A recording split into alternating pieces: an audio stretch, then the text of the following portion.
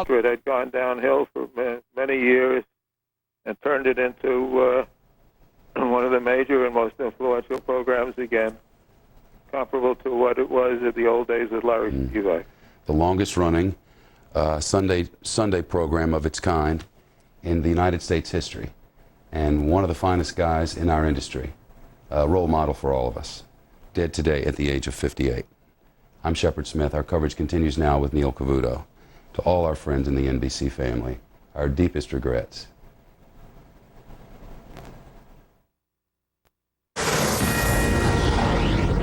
Perhaps the most feared financial journalist, regular journalist, political journalist, any type of journalist in America is dead. Tim Russert, 58 years old, now gone. He died of a heart attack while at work at NBC Studios in Washington today.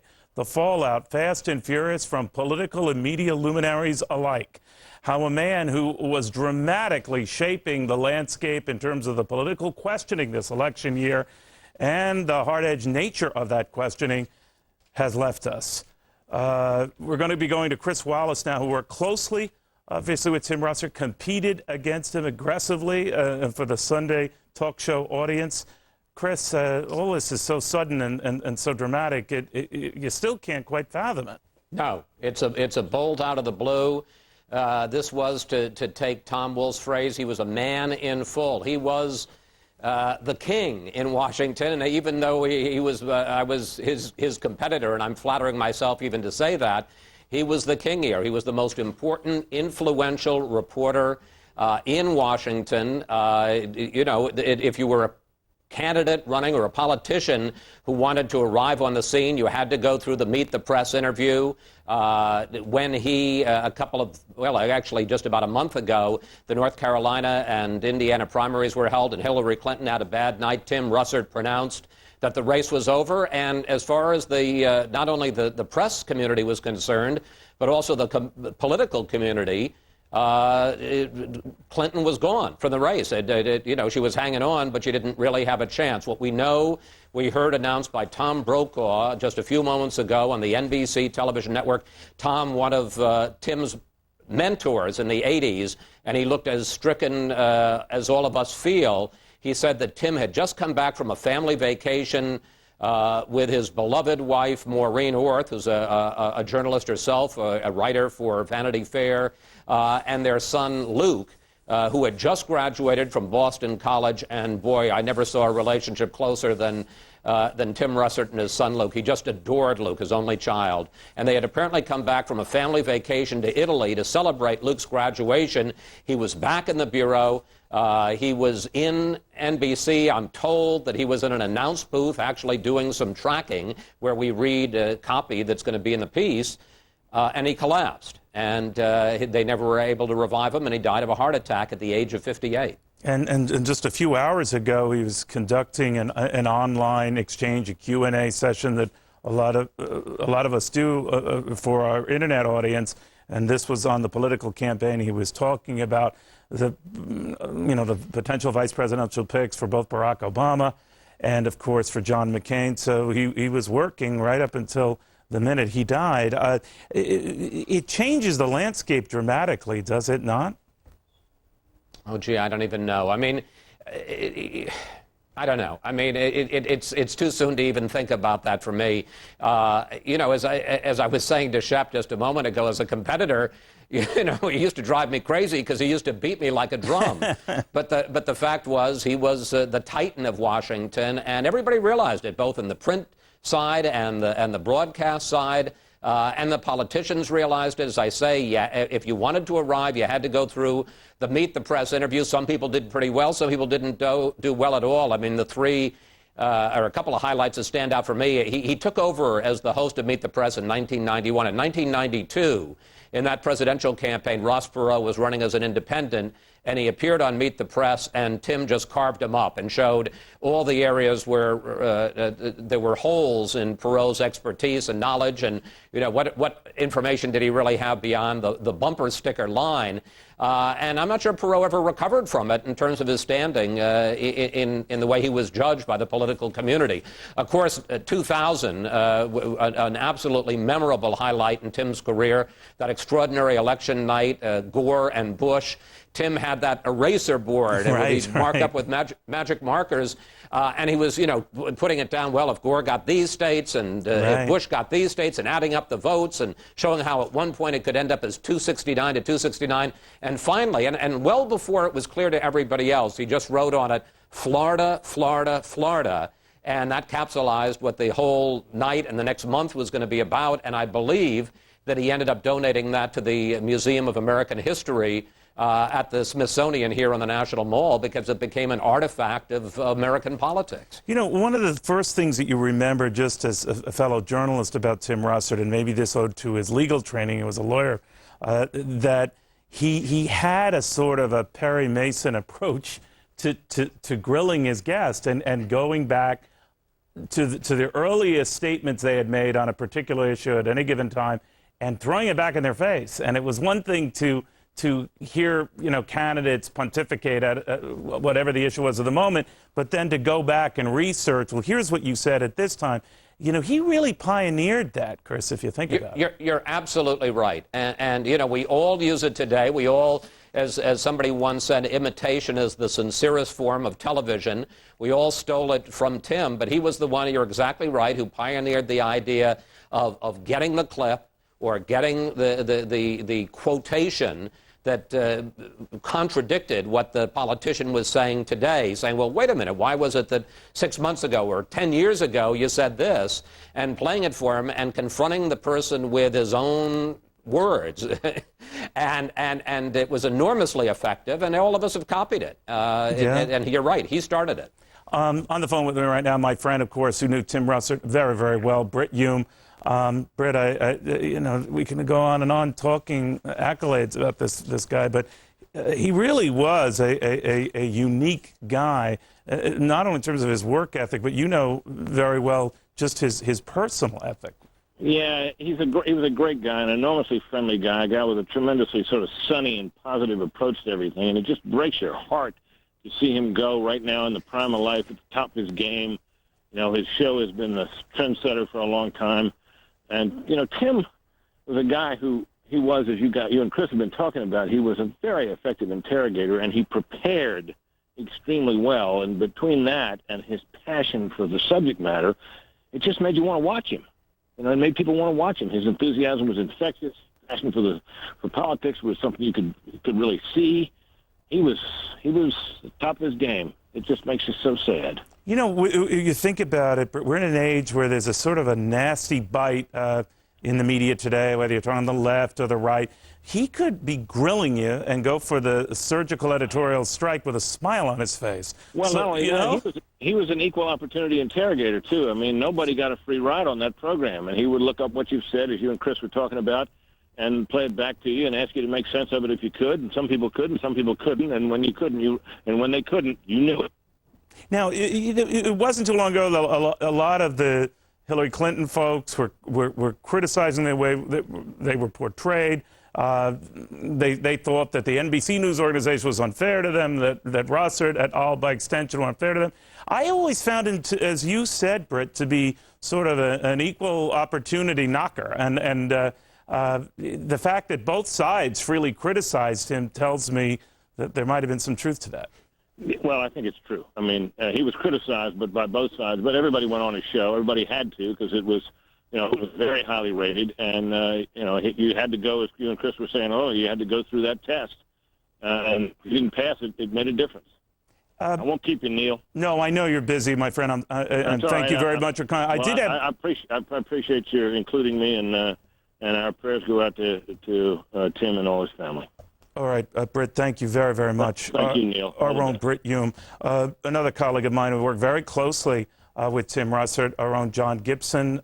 John, you had a chance to see really the the close-up of the work ethic, and he was tireless about that, but I think he kind of taught folks like you and me the power of research, huh? I came into NBC the year after he took over Meet the Press. I was there 8 years. In answer to your question to Chris, which he probably couldn't answer, it changes the landscape in the sense that Tim is irreplaceable.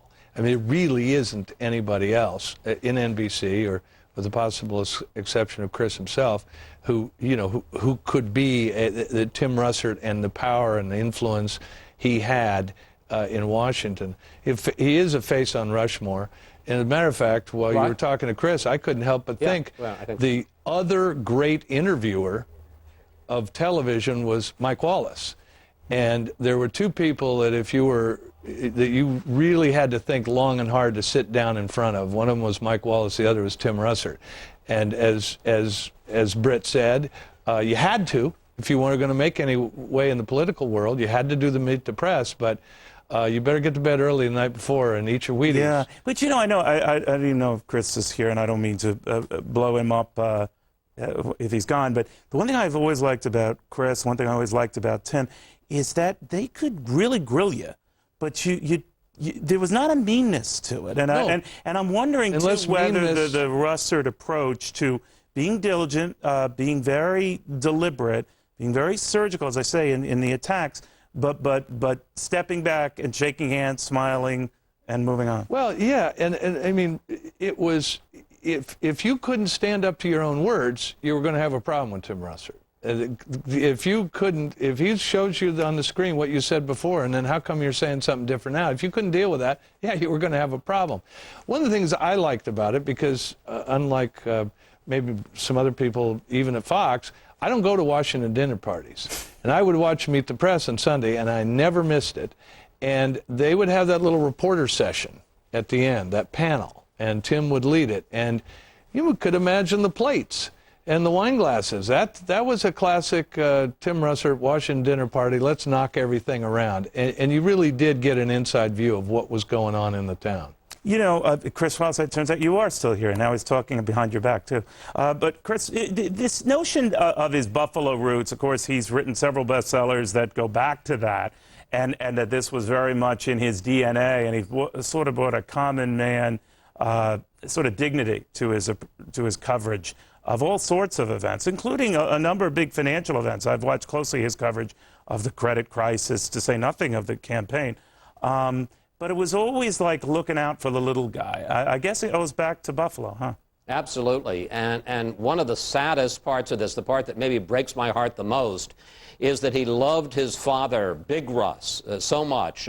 Big Russ, who was a World War II veteran who drove a garbage truck in Buffalo and then worked extra jobs to make money to support his family. And Tim Russert, loved his Big Russ so much and wrote that book about him that became an enormous bestseller and very much spoke to the relationship between fathers and sons. And now here's Big Russ still alive and having to live through the death of his son. And all of this coming on Father's Day weekend, it just breaks your heart. I want to, if I may, just one other thing that you forget all the stories about Russert, but I was looking at one of the clips that we had up of him on crutches and getting into a car a couple of moments ago, and that was when he was, remember, a central figure in the Scooter Libby obstruction of justice trial, because what happened was that Scooter Libby used him as his main witness and said that they had talked about the whole question, and that, in fact, Russert had told him about Valerie Plame, and Russert, sort of caught in the middle of this thing, said no. In fact, he called to complain about Chris Matthews. It had nothing to do with this, and at the time I didn't know anything about Valerie Plame, and he became the chief witness for the prosecution. I don't think very happily so, but simply because of the fact that Scooter Libby had involved him in the case, and Russert had to say that's not what went on when he was forced to testify under oath. But that gives you a sense of what a big, integral player he was here in the power politics in Washington. To put it mildly. Chris, if you don't mind sitting by there, on the phone with us is Monica Crowley. She was at the NBC studios when Tim Russert died today. Monica, what can you tell us? Hi, Neil. Actually, I was around the corner at the CBS studios taping the McLaughlin Group when this was happening, and literally yards away from where this was happening to Tim Russert. So I was getting word of this as it was going on. And I can tell you that among all of the distinguished journalists that I was with this afternoon, there was an enormous hush, and the hush is of shock, it's of grief, because every single person that I've encountered, they all say the same thing about Tim Russert, which was that he was a real pro. He was intellectually honest. He was always fair. But he was also just a nice guy. And, you know, I spent a couple of years over at MSNBC and NBC News, and I can tell you that even in the brief professional interactions and personal interactions that I had with Tim Russert, I can back that up. I mean, he was just a wonderful guy, and the thing about him was he took his job seriously. He always did his homework. He always showed up prepared, but he always showed up prepared with a smile. And the way he lived his life, the way he cared about his family, the way he did his job, to me, that should be an inspiration to all of us. Well, you're right about that. In fact, it was 4 years ago, around this time, Father's Day weekend, of course, that he made his father an indelible character in the American landscape, Big Russ. It became, of course, a very big seller then. I had interviewed him at the time. We're going to be running some clips from that interview a little bit later in this show. But even then, it was a work of pride, and he was wrestling with his son Luke at the time, getting ready to go to school, Boston College at the time, and his son and my daughter were about the same age at the time, and we were both sort of dealing with the issue of losing our children to college, which is, of course, is every dad's lament, male or female child. But Chris, I guess now, I know in this day and age it's become very sharp and bitter in terms of both the campaign coverage and even among the folks who conduct the coverage. But it's easy to say this of people after they pass away, but there was a certain dignity to Tim, even when you'd see him at various functions and events that we all would go to. There was just a class to him that I'm not saying we all don't aspire to share, but some of us just don't. That's what stood out in my mind. Oh, well, absolutely. And, you know, it's interesting as this conversation goes on, there are other parts of Tim you remember. One thing we have to talk about is religion, because he was a devout Catholic who went to Mass, if not every day, very frequently, and it meant an enormous amount to him.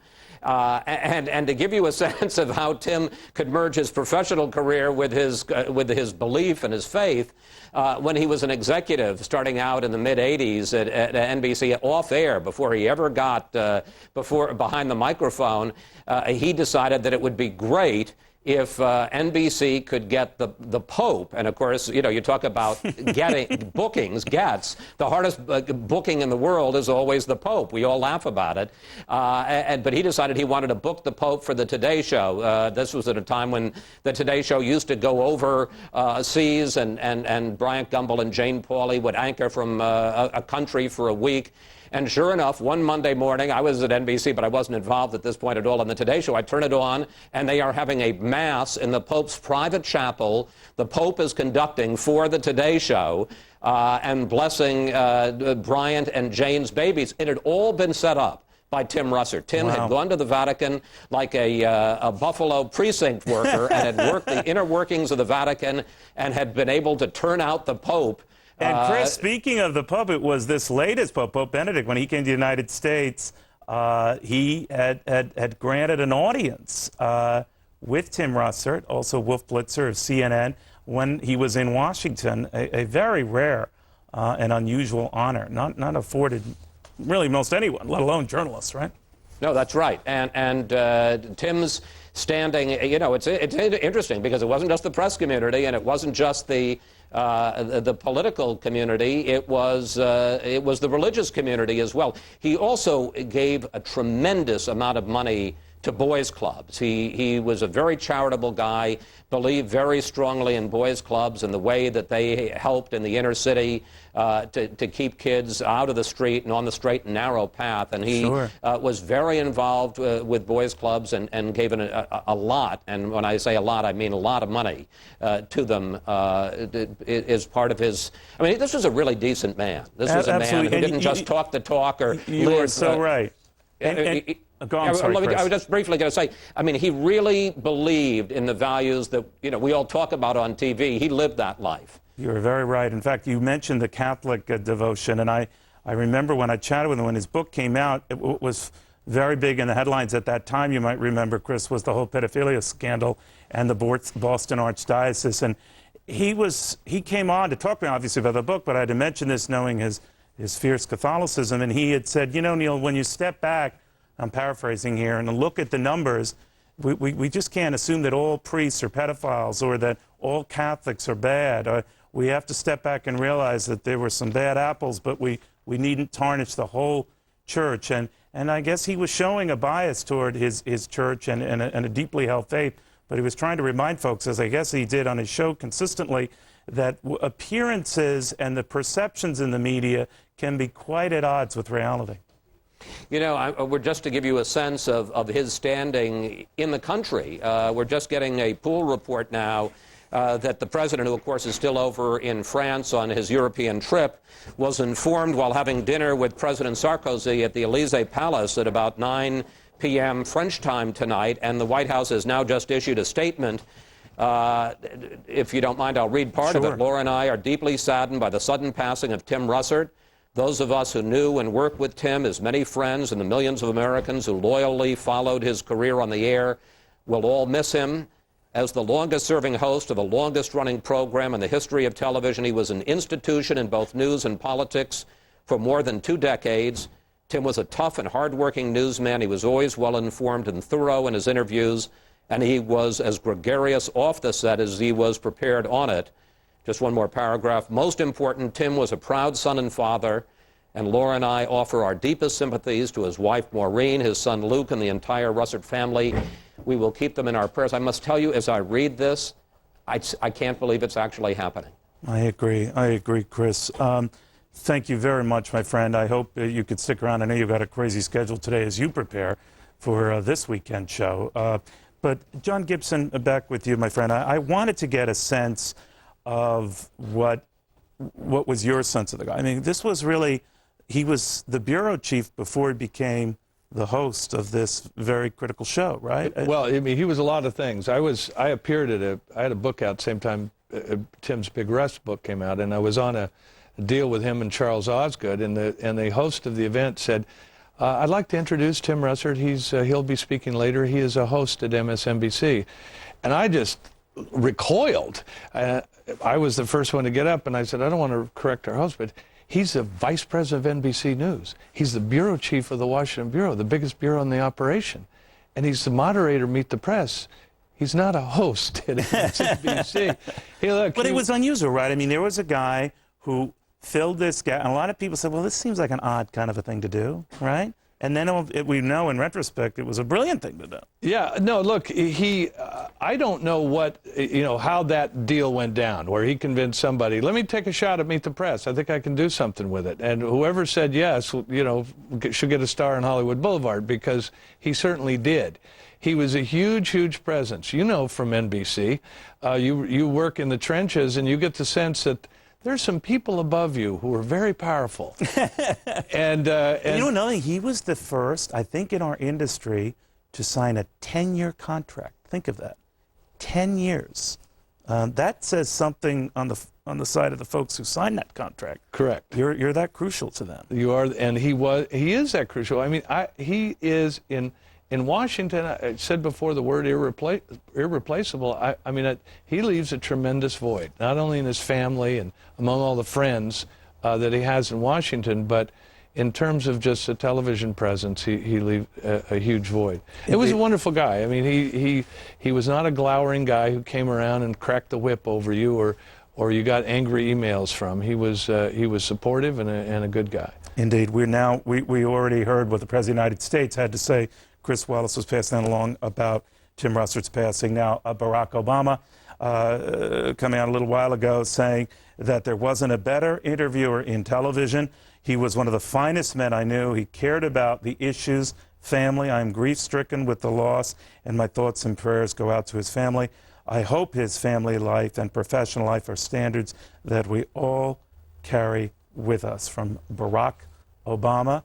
And again, Tim Russert, early on in the campaign, very, very critical, questioning of Barack Obama, that some say really sort of bucked Obama up to prepare for what would be a very, very tough presidential campaign. Of course, it was Russert who got to reveal that Barack Obama would, in fact, after dangling the possibility of running for the presidency of the United States, would, in fact, take on Hillary Clinton for what at the time seemed like an uphill battle for the Democratic nomination. But it was Russert who had analyzed back then that he had a very good shot at doing just that. And, of course, history proved him right.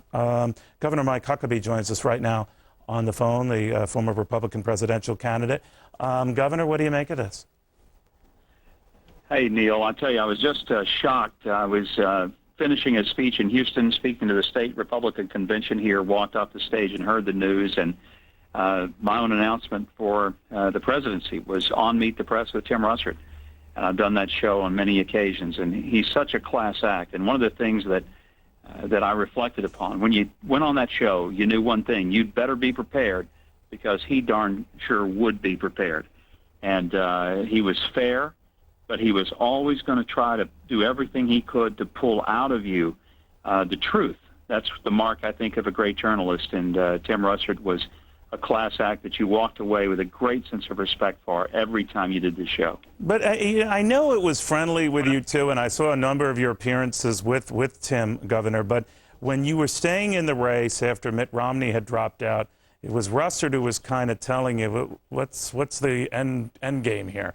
Now, you handle it in good fun, but was that a tense moment between you two, or what?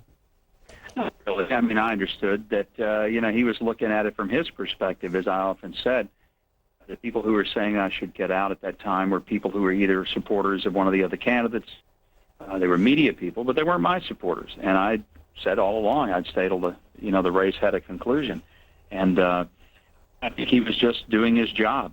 But, in the many times that I had with him, he was always one of those people that was, I felt, cordial. But again, he didn't cut you slack. It wasn't, if he liked you, it wasn't that he just let you take softballs. He'd come at you and throw for your head. And I remember the interview that I did with him in January of 2007. When I announced on the show, it wasn't like he said, "Okay, you've given me an exclusive. I'm going to let you off the hook." He was throwing heat the whole time. But I walked away saying, he did me a favor.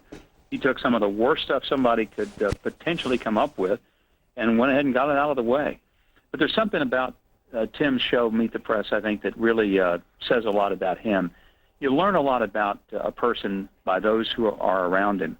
And the staff and people that he had around him had been with him a long, long time.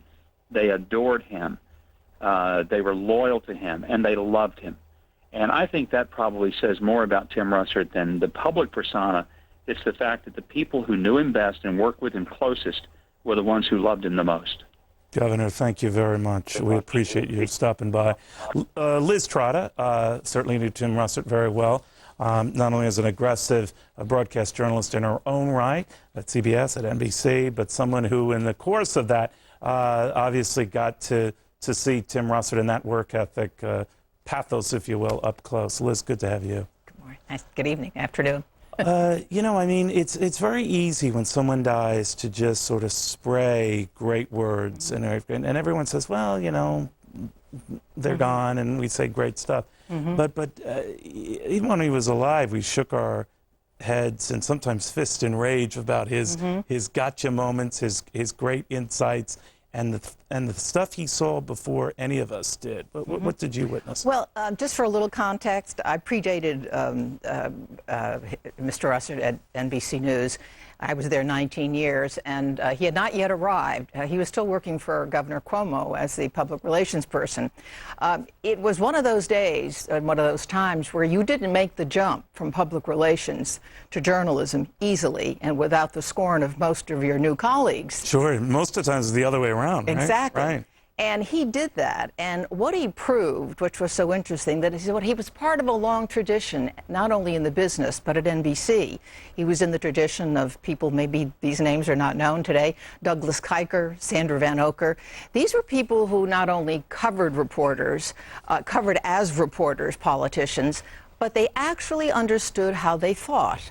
They had that little bit of extra, and it's inborn, and it doesn't come along very often, where you know what a politician is really thinking and about to do, and why he's saying a certain thing, and where his weak spot is. But you know, Liz, the early criticism was that because of his Cuomo affiliation and because of the so-called Democratic credentials, that he had a liberal bias. Did you see that? Did you see that he was... Yes. Yes. Oh, I think that was true. But, I mean, you could say that about most members of the mainstream media. But that aside, when he had somebody on, he was going to roast them. He had done his homework, and he presented them with his words. And especially now in 24-hour cable, we don't have the time and manpower to take somebody's past words, even if they're only 24 hours old, and make the man own up to it. So he was very, very adept at going for hypocrisy and exposing it. On both sides. On both sides, and I think he really deserves a great salute for that. Did because it bother him then, Liz, then when people would make the rap, all right, you're a former Cuomo person, you're coming at this from the left. Stephanopoulos had to deal with this as a former Clintonite, that he would bias toward the either Hillary Clinton or, for that matter, the liberal side. Was he more aware that he had to be aware? I think yes, but it was hard for him to hide. I think his affection for Kennedy and certainly his affection for Moynihan, who, by the way, in terms of affection, crossed both sides of the aisle many times. He was a very charming guy. But the main thing about Russert, apart from all the sentiment, which is legitimate, is to remember how skilled he was in a kind of reporting that is almost dead. People will fill the air with a lot of words. They'll fill time. And a second of silence is their enemy. But are they really on the mark? Can they really figure out what a politician is saying? And that's what Tim Russert could do, and I don't see anybody else on the horizon who can fill those shoes. There was something Liz said about, I mean, I think it was pretty clear to a viewer of Meet the Press that Tim came from a liberal political tradition, both at home and in his work. But we're not talking Berkeley here. We're talking about Eastern manufacturing town, family, church. Those things are also very conservative values. And so he was not unfamiliar with what conservatives talked about. And he had great respect for them in holding conservative values, because he did too, in the way, in his family values and his attention to church and home and so forth. Okay. By the way, I already read to you what Barack Obama had to say about the passing of Tim Russert. Now, Senator John McCain, and I quote here, "I am very saddened by Tim Russert's sudden death. Cindy and I extend our thoughts and prayers to the Russert family as they cope with this shocking loss and remember the life and legacy of a loving father, husband, and preeminent political journalist of his generation. He was truly a great American who loved his family, his friends, his Buffalo Bills, and everything about politics in America. He was just a terrific guy. I was proud to call him a friend, and in the coming days we will pay tribute to a life whose contributions to us will long endure." And in fact, it has been said of Senator McCain that he had been appearing, the joke was, every other week on Meet the Press, especially in the early days of his campaign, not afraid to take on the tough questions from Russert, but it was a sort of a mutual affection society that quickly developed. But as I told you earlier, I had a chance to talk to Tim Russert. I think this was about 4 years ago when Big Russ, the book about his dad that became a preeminent bestseller, it was considered must-have Father's Day purchases for sons, for daughters, for wives, for their husbands, for moms, for dads, to sort of take a look at lessons learned not only from our greatest generation, but a guy that Tim simply called Big Russ. Have a look. This wasn't the book I expected from you. I thought, and I know you've been asked about this, that you'd get behind the scenes or insights and dirt on politicos and all those guys who you've reduced to puddles of sweat. What was the deal? Sundays with Tim, behind the scenes of Meet the Press, and on and on. But I didn't want to write that because I try to be objective, and I didn't want to make comments about guests and how they answered questions and so forth.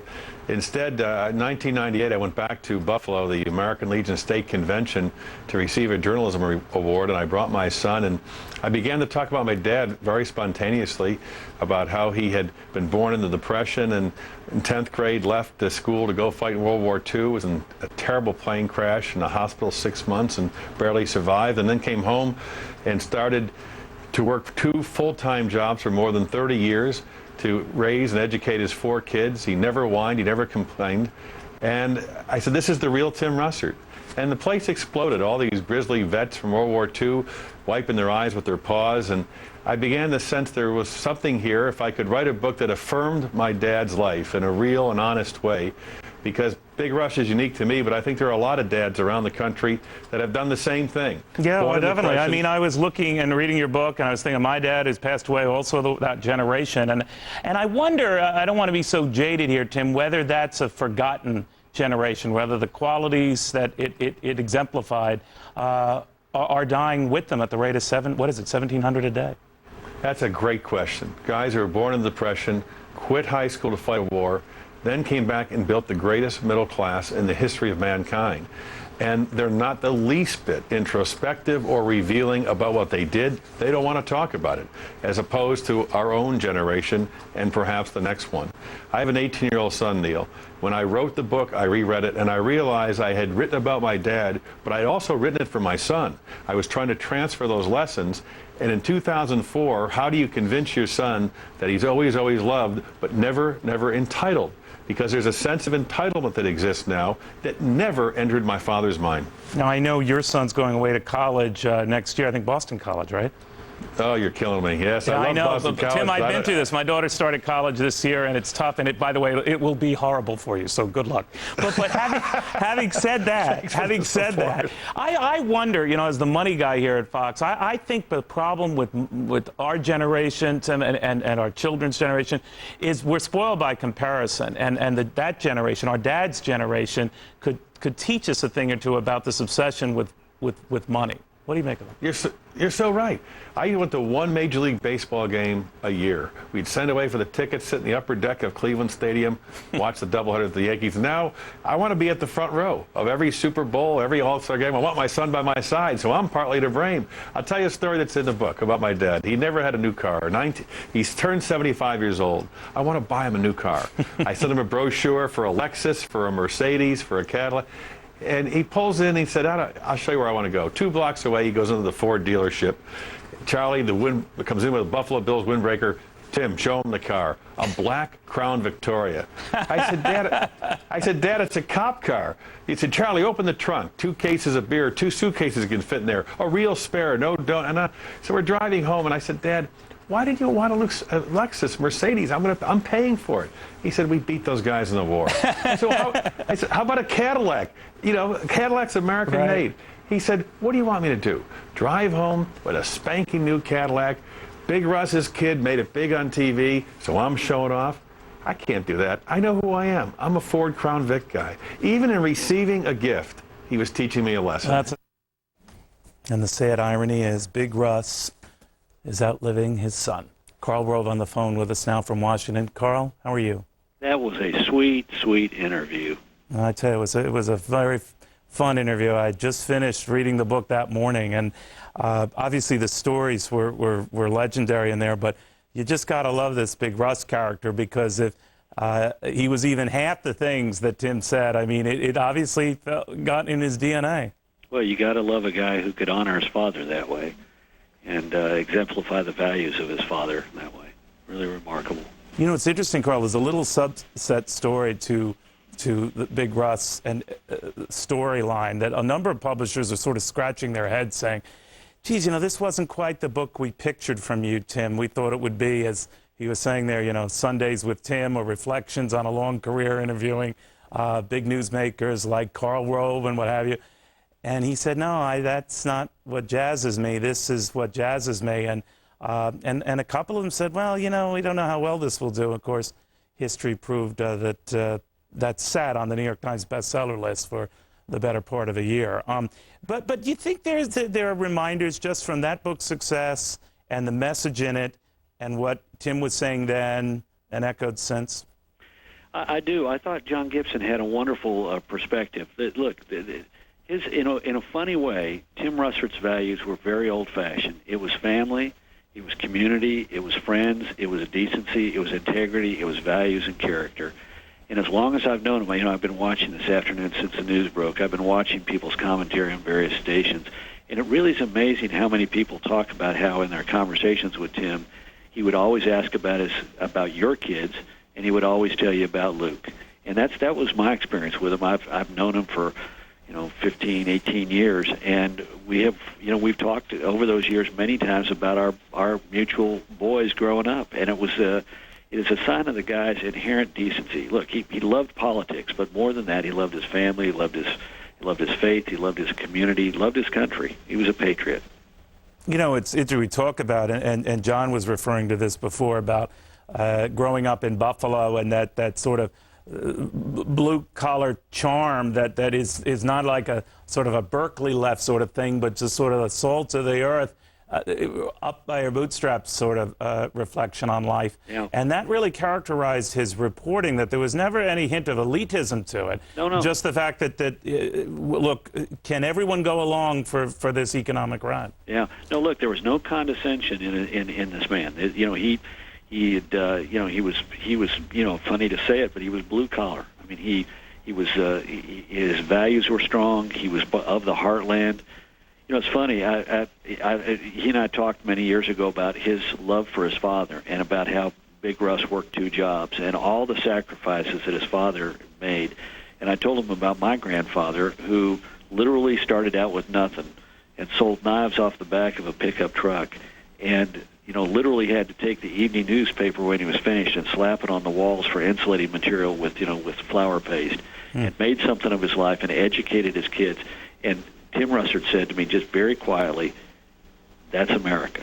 And it's the guy was fun to be around. He loved politics. It was great to talk with him about politics. It was great to see him in action, because he really was very. I mean, I went on there a number of times, and I got to tell you, I've never prepared for a high school exam or a college exam as much as I worked to prepare to go on 15 minutes or 20 minutes of Meet the Press, because you knew, look, he wasn't going to look for the cheap shot. He wasn't going to be nasty, but he was going to be tough. And the reason was he felt a huge obligation to the people who are watching him to get the facts right, to be fair, to let you tell your story, but to get to the heart of it. And it was a great intellectual challenge. I looked forward to it when I had the chance to do it, because you knew that at the end of it, if you did it right, people were going to understand things better because of the way he handled himself. And he would never interrupt you. I asked him that one time, but you never interrupt people that much. He says sometimes they can do a much better job.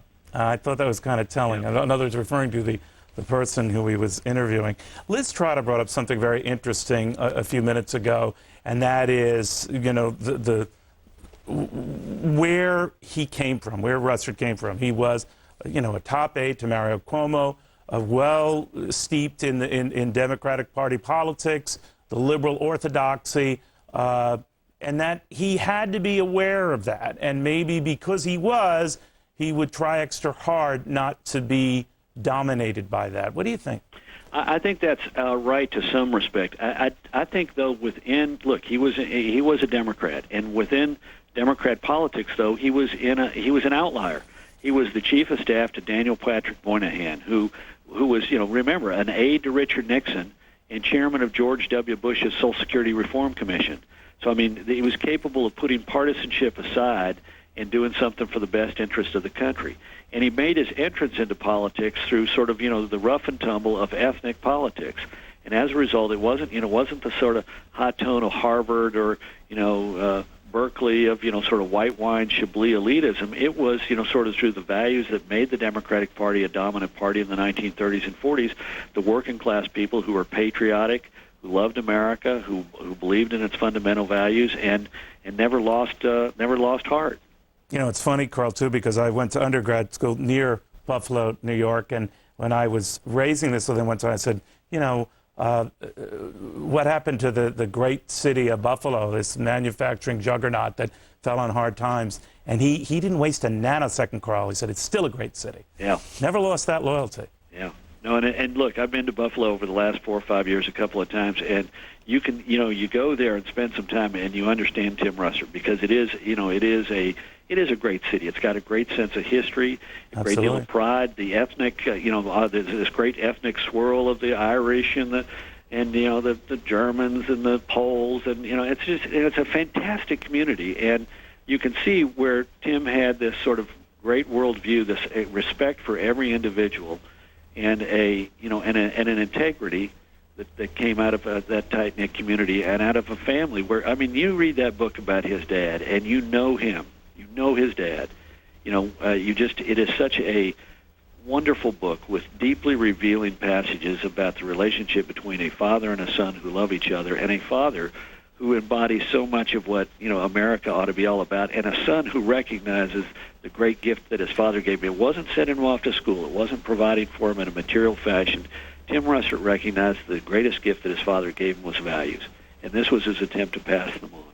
Carl, that is very, very well put. If you think about it, it was Tom Brokaw who talked about the greatest generation, but I always like to think that Tim with Big Russ sort of put a person and a character to it. Carl Rove, thank you very, very much. You bet. All right, again, for those of you just joining us right now, NBC's Meet the Press moderator Tim Russert, the Washington bureau chief for NBC, died suddenly today of a heart attack. He was working up until the very last minute he died.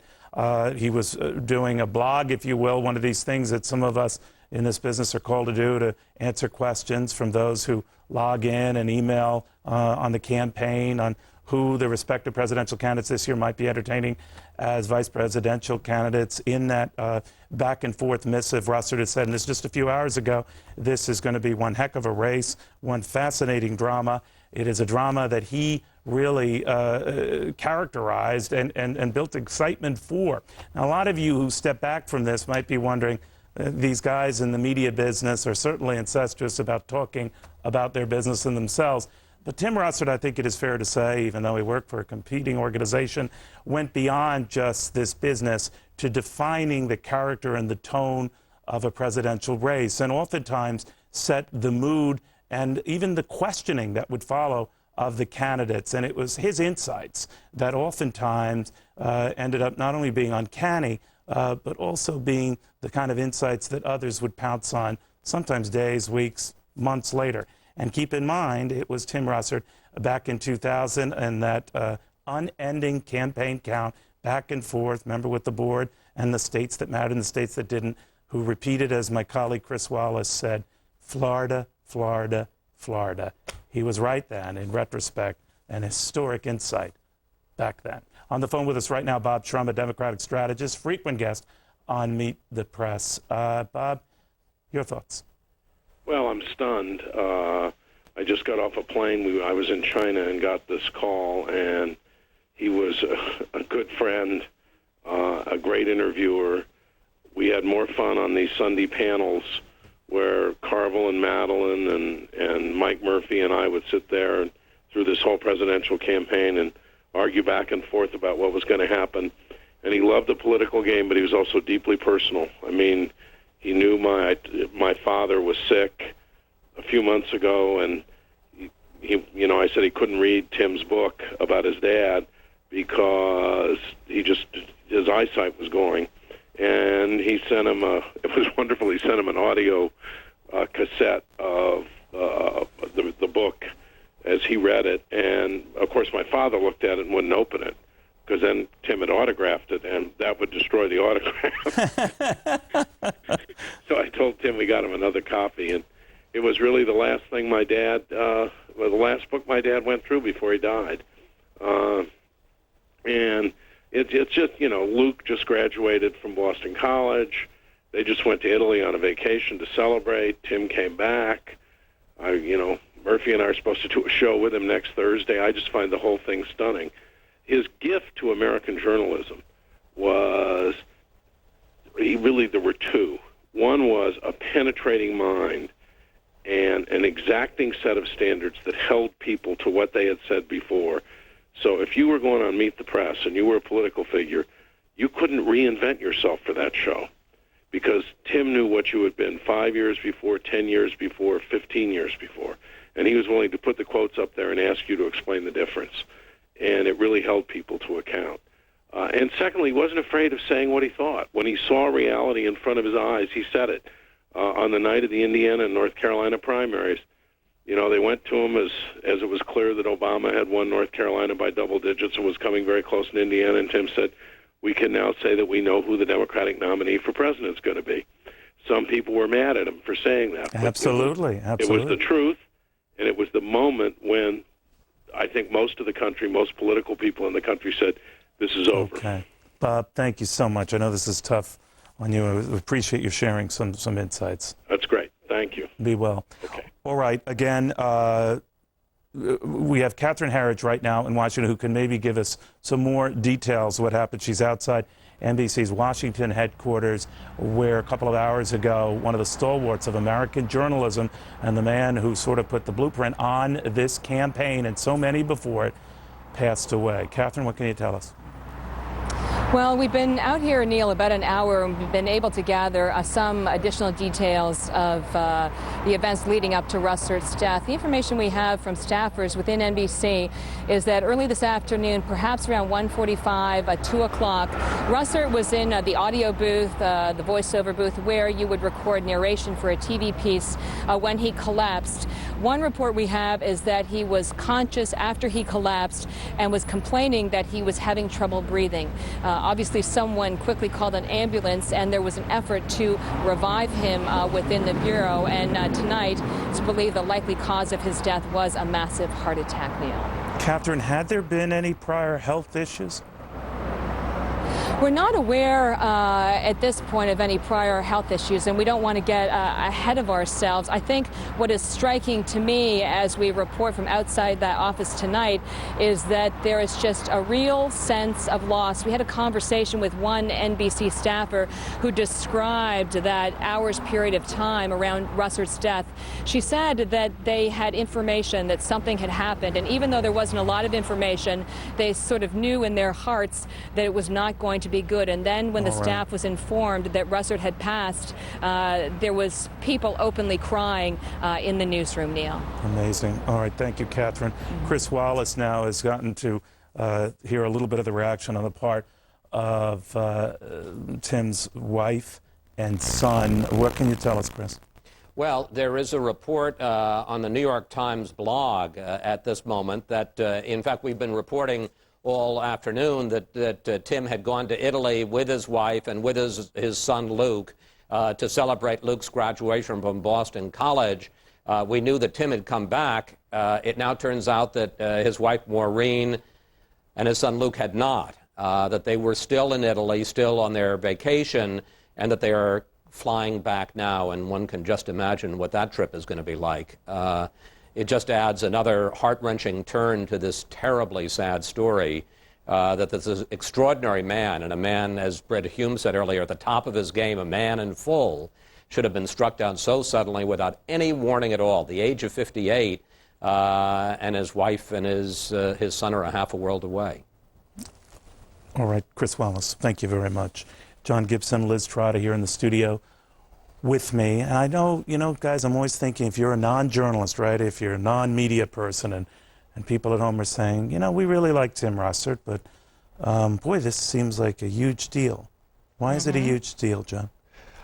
Look, if I could just add something, that we knew about this before it hit the wires, and what Chris was saying was why it was delayed, because we were trying to reach the family. And you would see that basically nobody in the media went until NBC went on the air with it, because they had reached the family. We didn't go on the air. Nobody else did until we saw that. It's a big deal because who can replace him? I mean, I can't remember whether it was you. Maybe you said it a second ago. When he set the agenda on Sunday, it lasted till maybe Wednesday or Thursday. Right. And guilty as charged. I mean, well, you would have your unique style. I did, but I knew that Russert had nailed the issues. And if you watch Meet the Press, you saw the table set for the week. You did. And that I just don't know who it is that's going to be that big a figure in D.C. right now to tell us what's going on in that world. It is too early, Chris. right? It is too early, Liz, to know. I mean, what was it after Edward R. Murrow, and then we didn't see Eric Sevareid. right? And we do that with a handful of journalist icons. True. There's one other thing, and this the public may well understand because we do get to be incestuous when we talk about a fellow journalist. But you know, in the cannibalistic world of network news, getting the titles of correspondent and Washington bureau chief and vice president is a great testament to your own political skills. And for that alone, he was an exception. That is very difficult to do, as you both know, and I don't know of another case like that. So it also shows a very different skill that Tim Russert had. To survive this long in this business, you're right. It is very, very unusual. Exactly. Bill Kristol joins us on the phone right now. Bill, of course, a conservative icon. I guess your reflections on what many conservatives consider to be a liberal icon, or did party labels matter? Well, you know, I met Tim when we both worked for Pat Moynihan. I worked for him in the summer of '76 when he was running in the Democratic primary in New York for the Senate against Bella Abzug. He was the more conservative Democrat, Pat was. And Tim Russert was a young lawyer from Buffalo who was plugged in with the Buffalo Democratic machine, actually, and came down to give us some much-needed, hard-headed political advice. Tim became Pat Moynihan's chief of staff on the Hill, and then Mario Cuomo's chief of staff when he was governor. And we've stayed in touch, obviously, over the years and been friends, and I've been on the show. But what I think was distinctive about Tim compared to a lot of journalists, a lot of anchors in Washington, was his knowledge of politics and his love of politics, which came in part from his having been involved in politics at a real nitty-gritty level, and his love of politicians. I mean, he thought politics was an important enterprise, you know, as a way to serve the country, but he also it's a fun and interesting enterprise, and he liked the sort of the low, cunning arts of politics as well as the high and noble aims of politics. Do you think, I mean, we're showing a shot here with George Stephanopoulos, who was sort of his young rival on the Sunday talk show front, and that he was going to be this big draw for younger viewers, which certainly George in his own right, like our own Chris Wallace, certainly is and are, the two of them, but that in the end, no one could shake off Russert. He was, not that 58 is certainly old, and as I get closer to it, I realize it's not old at all. Let's not even think it's old. Yeah. Right, so try as they might, this guy was a demo magnet, as it were, right? Yeah, no, and he died much too young, obviously. No, I mean, look, the reason his show was special was he was substantive, and I remember talking to Tim shortly after he took over Meet the Press, and he got in the habit of putting these long quotations on the screen, and they'd go from one to a second to a third screen, and he'd kind of be reading, and you'd think, this isn't very good TV. Isn't TV a visual medium? You know, why are we seeing this block quotation where Tim is throwing back a quote from 3 years ago to some politician? But he said, look, these shows are about substance. Voters and viewers want to see these guys grapple with these issues. If this senator said one thing 2 years ago and he's saying something different now, I'm going to put it all up there so the voters and viewers can see it for themselves. He didn't want to just run through the topics of the weekend. That's obviously why his interviews became so well known. He was also, Tim, a very funny guy, a great mimic. And I remember when he worked for Pat Moynihan, he was Moynihan's chief of staff. Moynihan had an extremely distinctive way of talking, as you remember. Oh, yeah, I remember very well. And Tim could mimic Moynihan perfectly. And one Saturday, a younger staffer in Moynihan's office, and he used to do it to the staff when Moynihan wasn't around. One Saturday, a young staffer in Moynihan's office got a phone call at home at 9:30 in the morning or something, and it was this guy who sounded like Moynihan, saying, well, so something's come up, and I really need some help and some work on some issue, well, the president's going to do this, and I think it's a horrible mistake. And the guy said, Tim, lay off, will you? I'm busy this weekend. And apparently Pat said, this is Senator Moynihan. Oh, come on, Tim. And apparently it's the famous story in Moynihan circles, and this went on for an incredible amount of time. And I guess Pat and Tim had a little talk about Tim's excessive love of imitating Pat Moynihan, and this was sort of messing up staff relationships in the Moynihan office. But he really he was a high-spirited guy, and liked making fun of important politicians as well as respecting them. Yeah, well, I'm going to cool it on the Rupert Murdoch impressions that I do. It's a great one, Neil. I won't do it. I told Rupert that he should ask you to do it sometime. Yeah. Bill, thank you very much. Great reflections, all. Liz Trotta, John Gibson, I want to end with you folks. I mean, hard edge investigative journalism is still both your fortes, and I'm wondering. It's not as if that goes. I mean, he's obviously inspired a lot of people. Liz, your thoughts? Yeah, I hope he has. The business needs inspiration, and it needs somebody with a zest, but also with that special gift that I don't think you just get by working hard. I think you also have to be born with it, in which you really understand the language of what this particular breed called politician is saying, and he got it. Yeah, I think and there are a lot of crossovers in this business, from the world of politics to news to back, and Tim set the standard for if that's going to happen, if you're going to go from politics into news, as George Stephanopoulos is, Tim's the model. Do it like that, you'll be fine. And both of you are proof that you can be very good, nice people and be very cutting edge at what you do. Thank you both very much. Thank you, Neil. Now, I know there are a lot of you at home, again, as I say, who said they've devoted an hour to looking at a fellow journalist, maybe because this just wasn't a fellow journalist, maybe because this was a guy who decided to go beyond just his image, beyond his liberal orthodoxy, beyond his connections, to get us to think about more than the obvious, to demand us all to work a little more, question a little more, debate a little more, think a little more. He was our inner conscience, and now our inner conscience is gone. Tim Russert, dead at age 58.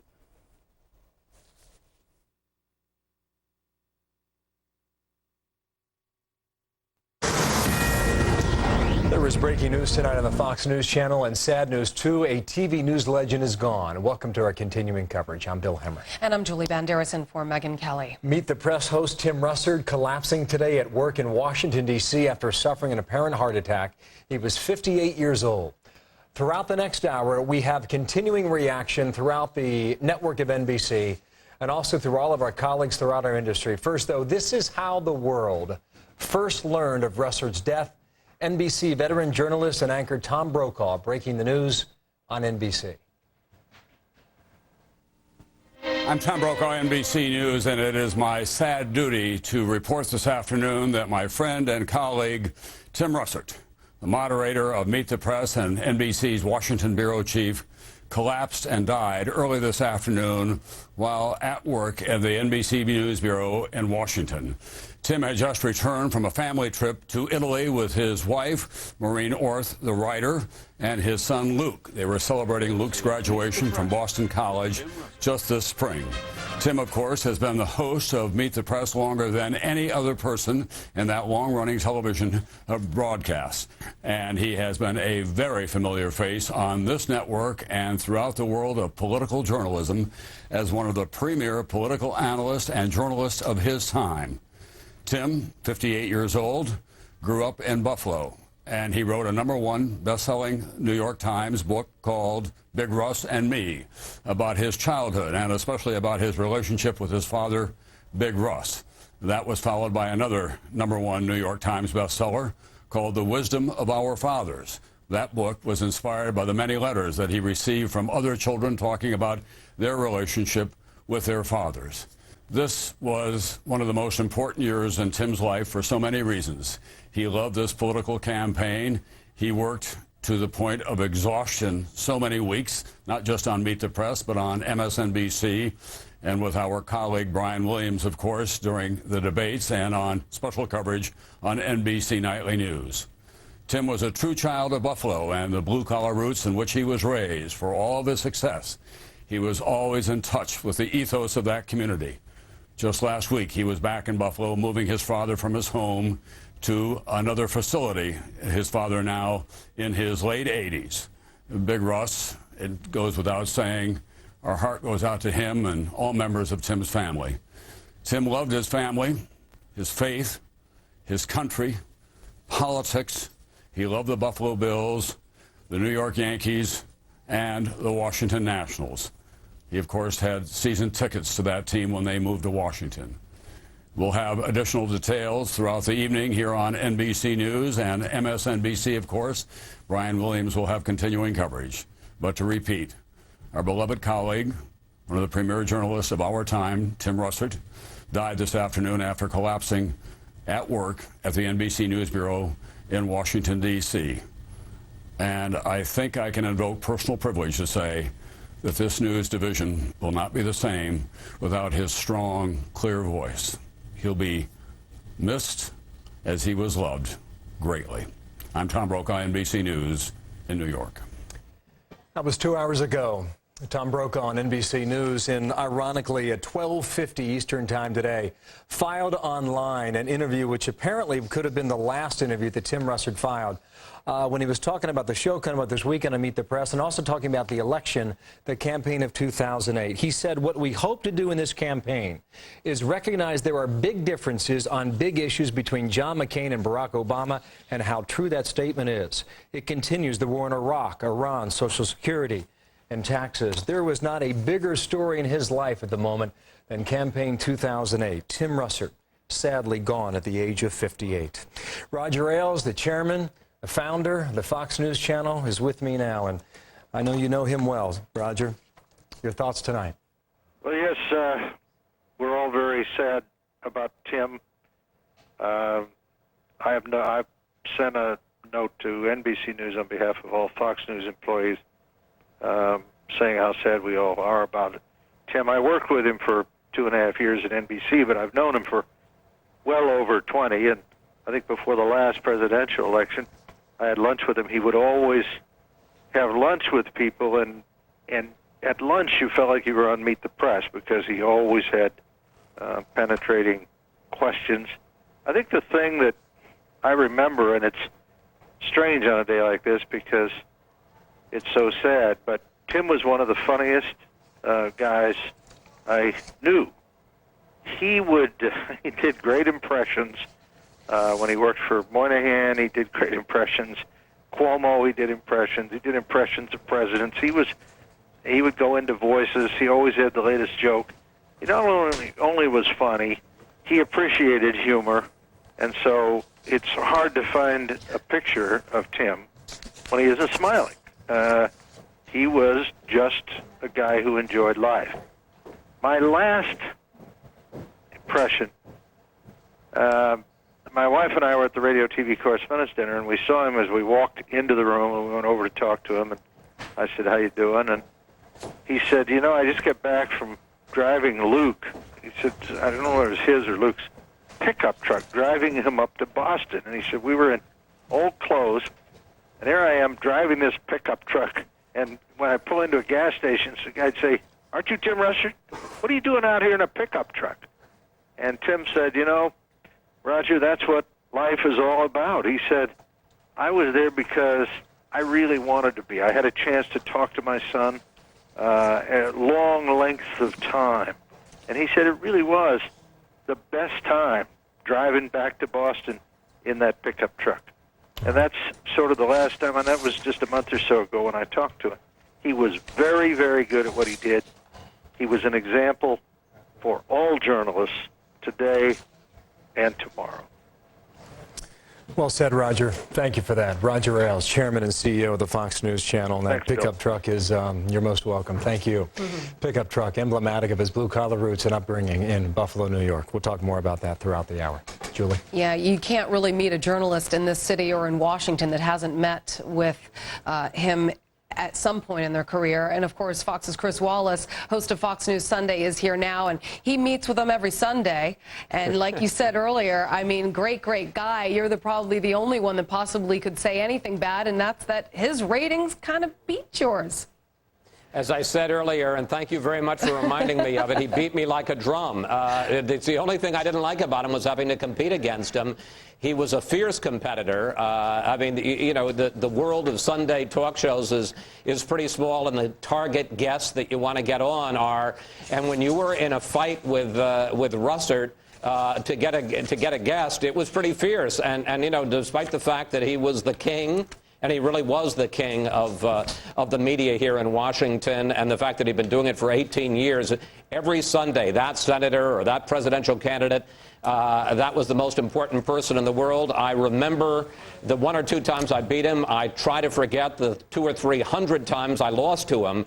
But, you know, he always played fair. He always played with class. And I think that's one of the things that people respected about him, whether you were a professional competitor, whether you were a politician who was on the other side of the firing line when he would ask these extraordinarily well-researched questions. You know, you always had the sense that there was never a cheap shot. He was always playing fair. He was always doing it with dignity and class and grace. And so whether you won or whether you lost, you kind of tipped your hat to him because you know, he had done it with real integrity. An interview done with Tim, it was called Meet the Man Behind Meet the Press, and the interviewer asked him this question: do you get frustrated when politicians launch into their talking points? And nobody knows this better than you as well. And his answer, which just cracks me up, says a lot about his sense of humor, is that, yeah, I mean, you instinctively want to lean across the table and choke them and say, stop, we've heard it. I mean, he was playing good television. Who could forget Florida, Florida, Florida in 2000, where that election never seemed to end, and he comes out with the red marker and the big board, and he carried it on till this day. You know, Julie, you've had a number of people over the course of this afternoon who have talked about him, from Roger Ailes to some other colleagues, as well as me, to people in the political world like Karl Rove and Newt Gingrich, but nobody has summed up and caught the magic of Tim Russert as much as Tim Russert did. Neil Cavuto in the last hour ran a clip of an interview he did with Tim when Tim had written in 2004 his extraordinary book about his dad, Big Russ and Me. His father, also Tim Russert, who I don't think ever got through high school, who went off to fight in World War II, who came back, worked as a garbage man in Buffalo, and also did other jobs to bring up his 4 kids. Tim, I think, was the first person in his family ever to go to college and also, of course, to law school.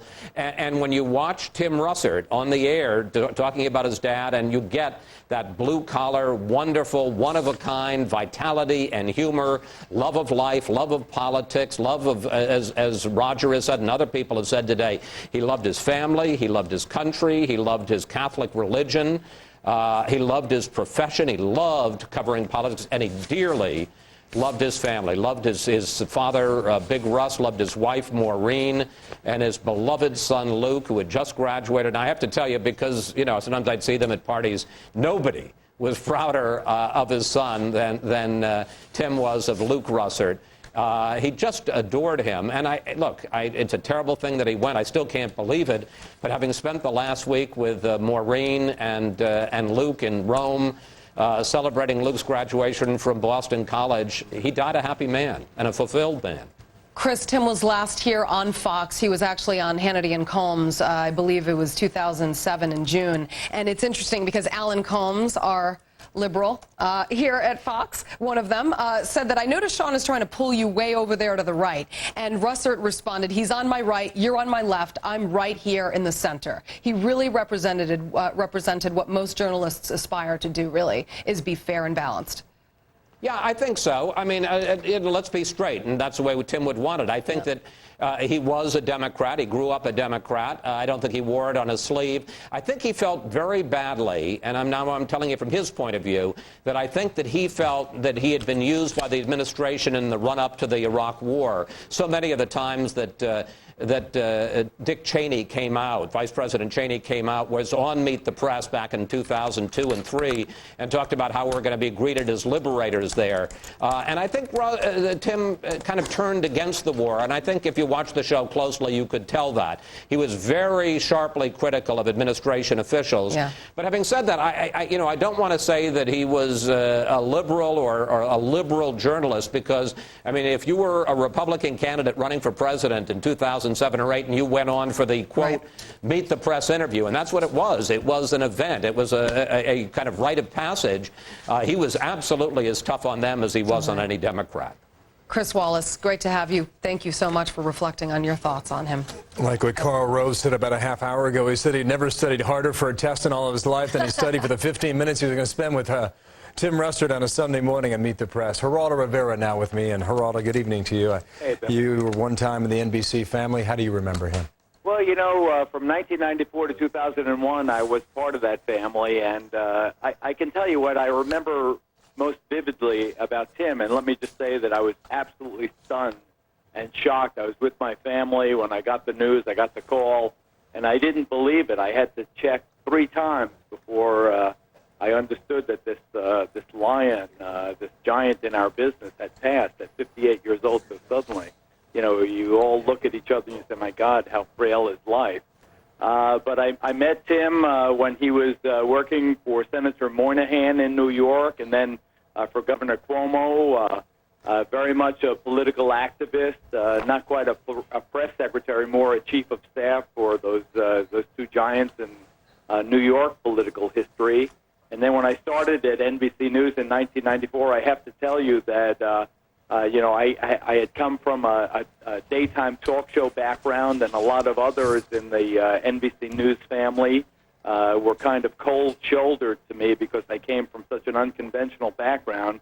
Not Tim Russert. He welcomed me as a colleague. He could not have been more generous, more genteel, more open-hearted. I was a huge fan of his. To work alongside him from 1994 until 2001 was something I will always treasure. He could not have been more important in this business. Coming from a similar blue-collar background and having the same kinds of feelings about my dad and my family, I related to him totally. This is a shocking